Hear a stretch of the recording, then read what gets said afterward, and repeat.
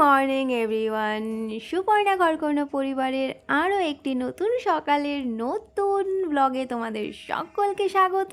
আর আজকে হলো বুধবার, আর আমি উঠেছি জাস্ট 10 মিনিট মতো হবে, আর তোমরা এখন দেখতে পেলে 8:30 মতন বেজেই গেছে। আর প্রথমেই চলে এসেছি রান্নার কাছে, কারণ আমাকে আজকে তাড়াতাড়ি রান্না করতে হবে, কারণ আজকে তো আর কোনো অ্যাডভান্টেজ নেই।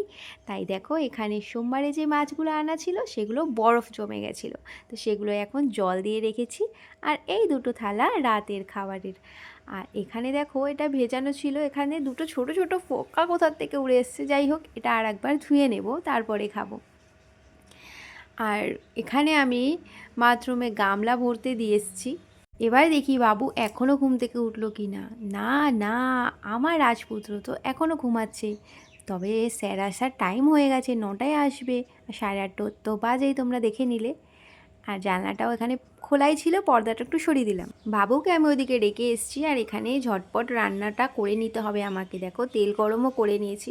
আর ট্যাংরা মাছটা ভাজতে আমার ভয় লাগে, কেন বলো তো, ভীষণ ছেটে। তো সেটা কিভাবে দেবো সেটাই ভাবছি। খুন্তি দিয়েই আমি দিই, কিন্তু এক হাতে যেহেতু আমি মোবাইল ধরেছি, আর এই দেখো উঠছেও না, আর হাতে হাতে ছিটে চলে আসবে। তো আমি একটা কাজ করি, এটাকে বাটি সমেতে উল্টে দিয়ে তারপরে ঢাকা দিয়ে দেবো। এই ঢাকা দেওয়ার বুদ্ধিটা আমার মা আমাকে শিখিয়ে দিয়েছিল। যখনই এরকম যেসব মাছ ফোটে সেগুলোকে দিয়েই সঙ্গে সঙ্গে ঢাকা দিয়ে দিবি। আর এদিকে দেখো, মাছ আমি ভেজে তুলে নিয়েছি, আর এখানে আলু দিয়ে আমি মাছের ঝোল করব। তো সেখানে মশলাও আমার রেডি করা হয়ে গেছে, ভাতও হয়ে গেছে। আর এখানে দেখো, এই মশলা বেটেছি, আর লোটে মাছ করব, সেই মশলাটা এখনও বাটা হয়নি, সেই মশলাটা বাটবো। আর এই দেখো, আমার মাছের আলু কষানো প্রায় হয়েই গেছে, ব্যাস এবার জল দিয়ে ফুটিয়ে নামিয়ে নিলেই হয়ে গেল। কি টেস্টি লাগছে না দেখতে। আর এরকম ছোট ছোট ট্যাংরা মাছের ঝোল খেতে আমার তো ভীষণ ভালো লাগে। তোমাদের কেমন লাগে? আমি এদিকে ঝটপট রান্নাটা সেরে নিয়ে তারপরে খাবারটাও গুছিয়ে দিতে হবে, কারণ আজকে তো আমার হাজব্যান্ড 10টায় খাবার নিয়ে বেরোবে, আজকে অফিস আছে, আর বাবুরও স্কুল আছে। আর এদিকে জানো তো, আমার এখনও কিচ্ছু খাওয়া হয়নি, আর পেটটা গুলোচ্ছে। তো এখানে দেখো, ট্যাংরা মাছ তো হয়ে গেছে, লোটে মাছটা করব। আর সেই ফাঁকেই আমি সেই বাদাম আর খেজুর যেগুলো ভেজানো থাকে ডেলি, সেটাই আমি খাচ্ছি। আর এই তো কাঠবাদাম ছাড়াতে যে কি সমস্যা, আর খোসা সময় তো খেতে আমার ভালো লাগে না। তো দেখো, দাঁত দিয়ে দিয়ে আমি ছাড়ানোর চেষ্টা করছি। তো এগুলো খেয়ে নেব, কিন্তু একটা সমস্যা হচ্ছে, মনে হচ্ছে গ্যাসটা আজকে ফুরিয়ে যেতে পারে। আর আমার তো ডবল সিলিন্ডার নেই, তো কি করব জানি না। মনে তো হচ্ছে আমার লোটে মাছটা রান্না করা হবে না, কারণ গ্যাসটা অনেকটাই কমে এসছে, গ্যাসের আঁচও অনেকটা কমে এসছে, মনটা খটখট করছে।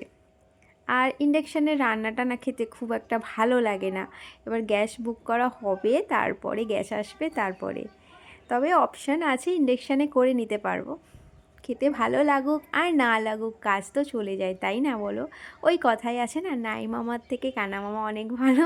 তবে সব রান্না ইন্ডাকশানে ভালো লাগে না, কিছু কিছু রান্না ভালো লাগে। আর এদিকে এগুলো খেলাম বলে এবার একটু ভালো লাগছে, কারণ এগুলো খেয়ে জল খেয়ে নিলে আমার বেশ ভালো লাগে, তারপরে আমি দেরি করে চাটা খাই। তো এবার দেখি গ্যাসের কি অবস্থা, মনে তো হচ্ছে হবে না। তো এখনও গ্যাসটা জ্বলছে, যতক্ষণ আর কি আছে চেষ্টা করে যাচ্ছি। এই ট্যাংরা মাছ হয়ে গেছে, তোমার কি যেন লোটে মাছটা হলেই ভাতও হয়ে গেছে, তাহলে আজকের এই বেলার মতো আমার টেনশনটা চলে যাবে। আর লোটে মাছটা হয়ে গিয়ে যদি গ্যাসটা শেষ হয়, তাহলে আমার কোনো টেনশন নেই, বিকেলবেলা আমার হাজব্যান্ড এসে গ্যাসের ব্যবস্থা করে দিতে পারবে। কিন্তু এই একটা রান্নার জন্য আমাকে আবার ইন্ডাকশানটা না করতে হয়, সেটাই একটু টেনশনে আছি। দেখা যাক কত দূর কী হয়, গণপতি বাপ্পা কতটা সাথ দেয়। অবশ্য গ্যাস শেষ হয়ে গেলে আর গণপতি বাপ্পাই বা কী করবে। যাই হোক, পেঁয়াজটা তো দিয়ে দিয়েছি, পেঁয়াজটা ভাজা হচ্ছে। তবে আঁচ অনেকটা কমে এসছে, আমি থেকে থেকেই সেটা দেখছি, আঁচ অনেক কমে এসছে। টমেটোটা দেব। ভীষণ সমস্যা, ডাবল সিলিন্ডার আমি করিনি এখনও অবধি। কি করব, মানে ভাবি একবার ডাবল সিলিন্ডার করে নেব, আবার আবার যেন পিছিয়ে যাই, কি জানি, আমার মানে রাখতে ভালো লাগে না ওই দুটো সিলিন্ডার। কারণ কি বলো তো, আমাদের একদিনেই গ্যাস চলে আসে, আর আমার এই জানলা রান্নাঘরে দেখছো ওই সোজাসুজি আমাদের এইচপি গ্যাসের মানে ইয়ে আছে, সিলিন্ডার সব রাখা হয় যেটা, সেটা। এই দেখো গ্যাসের অবস্থা দেখো, এই গেল গেল গেল গেল গেল গেল। বাবা ভাগ্যিস আমার ট্যাংরা মাছের ঝোলটা হয়ে গেছিলো আর ভাতটা হয়ে গেছিলো, খাওয়া তো হয়ে যাবে বলো, হাজব্যান্ডও নিয়ে যেতে পারবে, বাবুও খেতে পারবে, দুপুরের খাবারটা মোটামুটি হয়ে যাবে। এই গেল গেল গেল, শেষ রক্ষা আর হলো না, গ্যাসটা শেষ হয়েই গেল। আর অগত্যা কি করব, ইন্ডাকশানেই বসালাম। কি অবস্থা দেখেছো, মানে তাড়াহুড়ো তো এই সকালবেলাটা। দেখো হয়েও গেছে, বাবু বলল আমাকে শুধু লোটে মাছ দিয়েই দাও, ওকে লোটে মাছ দিয়ে দিয়েছি, আর এই গামলায় যে লেগে রয়েছে এটা দিয়ে আমি একটু ভাত খাবো গরম গরম। খুব লোভ লাগছে জানো তো, আর লোটে মাছটা ভালোবাসি তো খেতে। তবে যদিও কড়াইতে রান্না করলে যেরকম টেস্ট হয় গ্যাসে সেরকম টেস্ট হবে না জানি, তবে এই যেতে মানে এই গামলায় রান্না করেছিলাম এর মধ্যে একটু খাবো। বাবুকে কতবার বললাম একটু ট্যাংরা মাছও নে, বলে না না আমি এখন লোটে মাছ দিয়েই খাবো। আর আমিও একটু খিদে তো পেয়েই গেছে, আর লোটে মাছ দেখলে আমার এমনি খিদে পেয়ে যায়, আর গরম গরম ভাত, আর যতক্ষণে আমার খাবার সময় হবে ভাত ঠান্ডা হয়ে যাবে, তো এই এখন খেয়ে নিই, আর পরে ইচ্ছে হলে খাবো, না হলে না খাবো। তো ট্যাংরা মাছের ঝোলটা থাক, বাবু আর আমি দুজনেই এই লোটে মাছ দিয়ে ভাত নিয়ে বসেছি।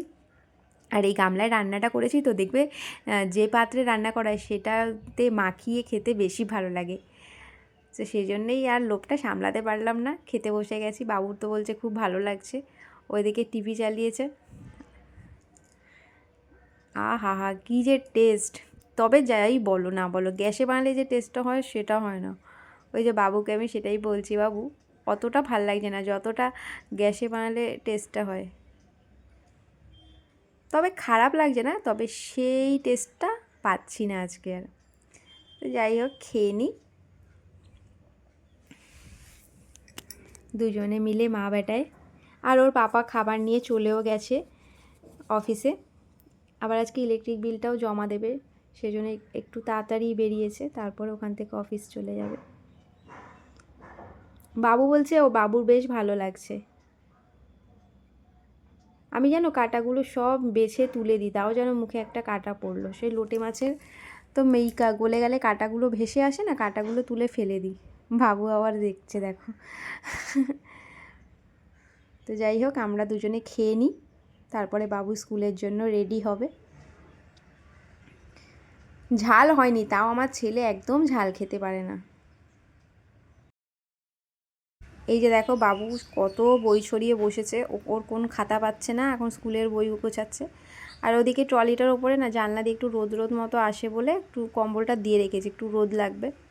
আর বাবু দেখো খুঁজে বেড়াচ্ছে ওর কোন একটা খাতা সব কোথায় রাখে কে জানে, তারপরে আমিও খুঁজলাম, তারপরে লাস্ট অবধি পেয়েছে। এবার জুতোটা ওকে পরাবো। আজকে বাবুর পিটি পরীক্ষা আছে, তোমরা তো জানোই 19 তারিখ থেকে ফাইনাল পরীক্ষা, তোমাদের বলেছি।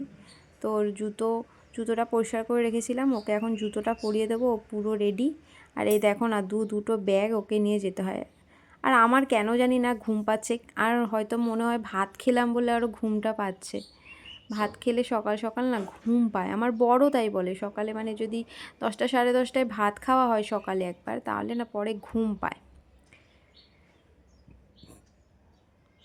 আমি যেন ঝিমাচ্ছি, মানে ঘুমোতে পারলে ভালো হয়। দেখো বারবার আমার হাই উঠে যাচ্ছে। বাবুকে স্কুলে পাঠিয়ে তারপরে অনেক কাজ আছে, আমার কাপড় জামা কাচার আছে, ঘর মোছার আছে।